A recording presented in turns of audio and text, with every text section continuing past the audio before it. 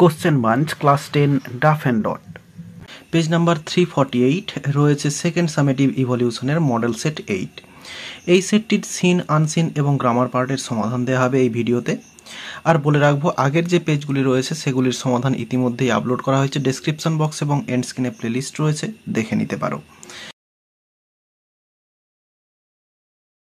তাহলে এখন সেকশন এতে এখানে যে প্রোজ পার্ট থেকে সিনটি রয়েছে, হিজ ফার্স্ট ফ্লাইট থেকে রয়েছে।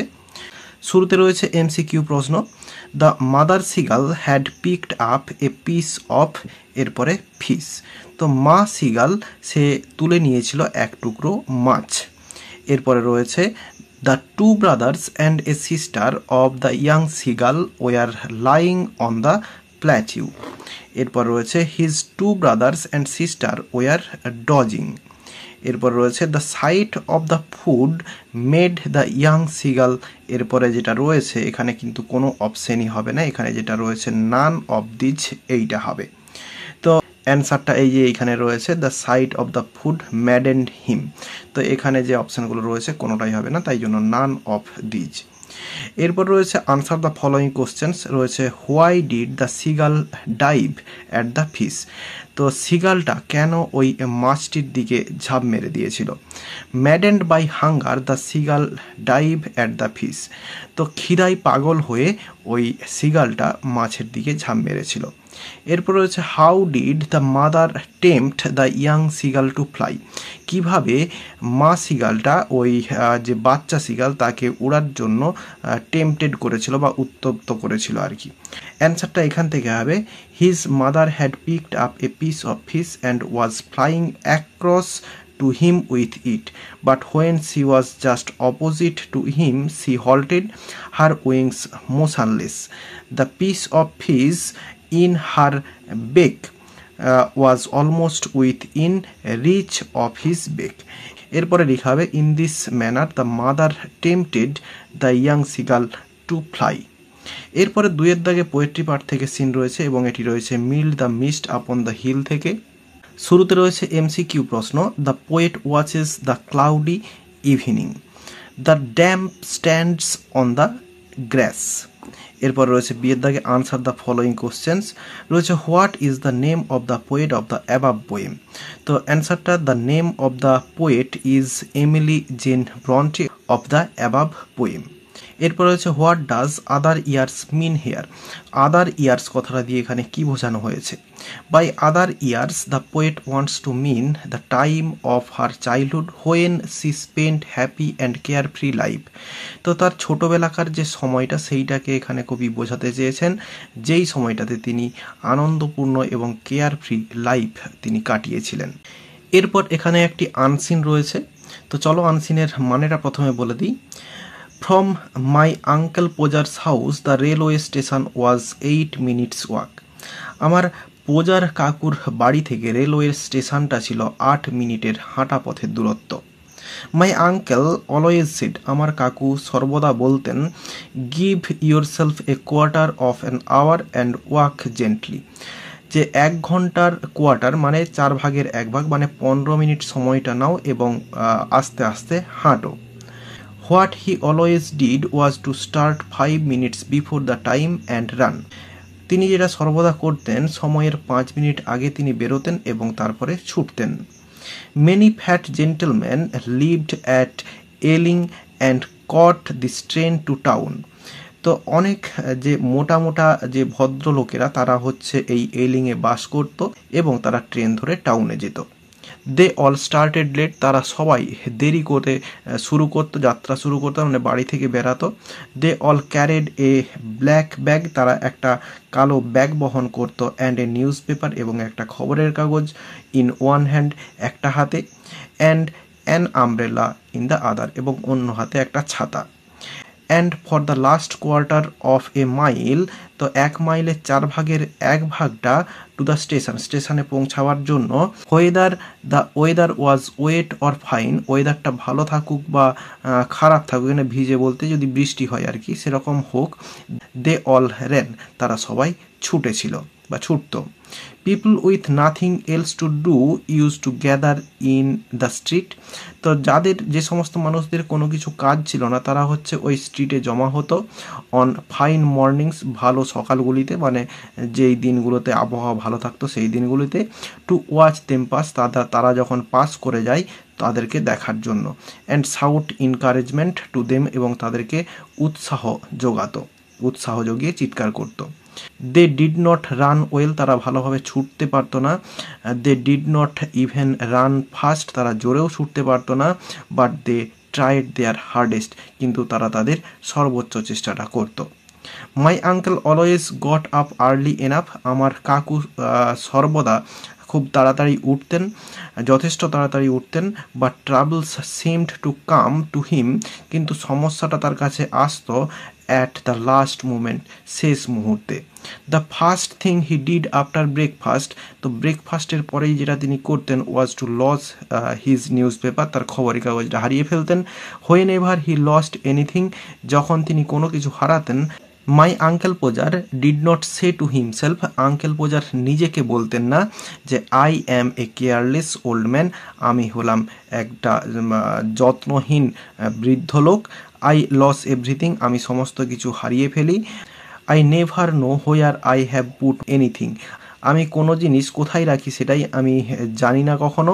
I can never find it again for myself, আমি নিজে কখনো আমার জন্য জিনিস খুঁজে পাইনি।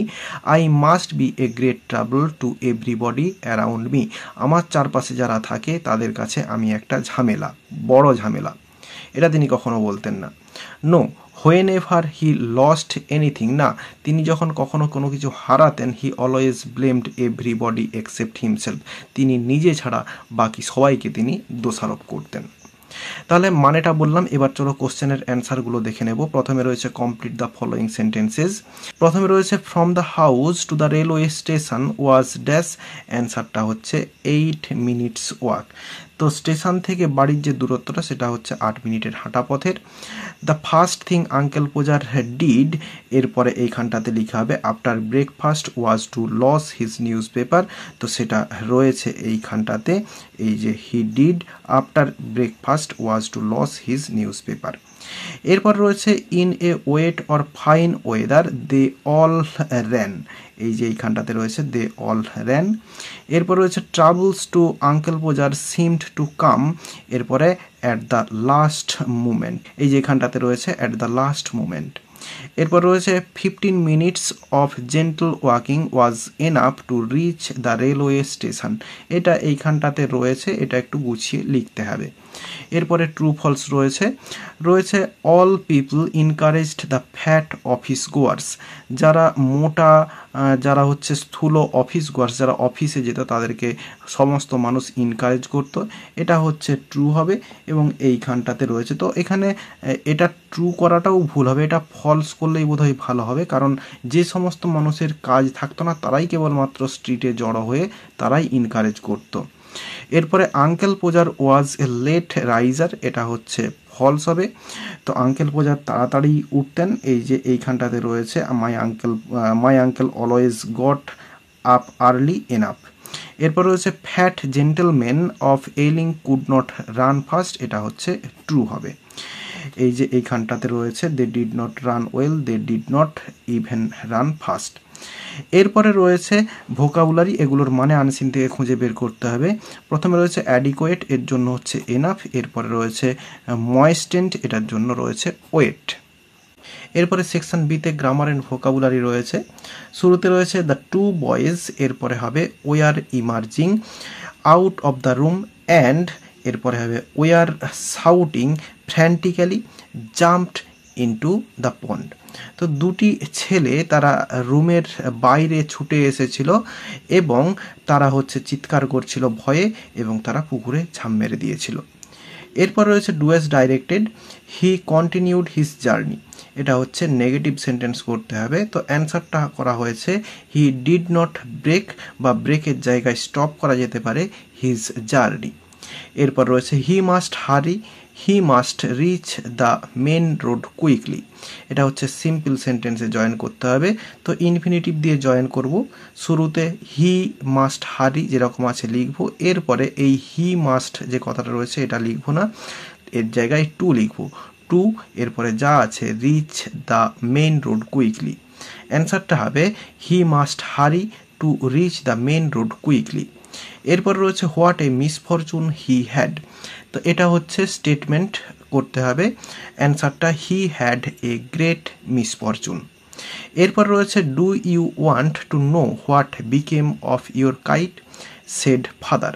ন্যারেশন চেঞ্জ করতে বলা রয়েছে, ইন্টারোগেটিভ সেন্টেন্সে রয়েছে, তাই জন্য এটা হচ্ছে আক্সড করতে হবে, যেটা সেড রয়েছে এটাকে আক্সড করতে হবে। তাহলে ফাদার আক্সড ইফ, এরপরে এই যে ইউটা হচ্ছে এখানে দে করতে হবে, এরপরে ইফ দে, এরপরে ওয়ানটা টেন্স চেঞ্জ হবে ওয়ান্টেড টু নো হোয়াট, এরপরে বিকেম রয়েছে, এটা টেন্স চেঞ্জ হয়ে যাবে, পাস্ট পারফেক্ট হবে, হ্যাড বিকাম অফ, এরপরে ইয়োরটা হচ্ছে their, THEIR, their kite, KITE। তাহলে অ্যান্সারটা হলো father asked if they wanted to know what had become of their kite. এরপরে ফ্রেজাল ভার্ব রয়েছে, প্রথমে রয়েছে only a few boys arrived for practice.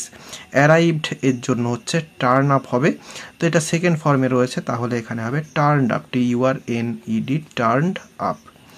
এরপর রয়েছে I remembered another funny incident about Bhola grandpa. Remember সেটা হচ্ছে call up হয়, second ফর্মে রয়েছে, তাহলে হবে কল্ড আপ। এরপর রয়েছে the thief fled from the town.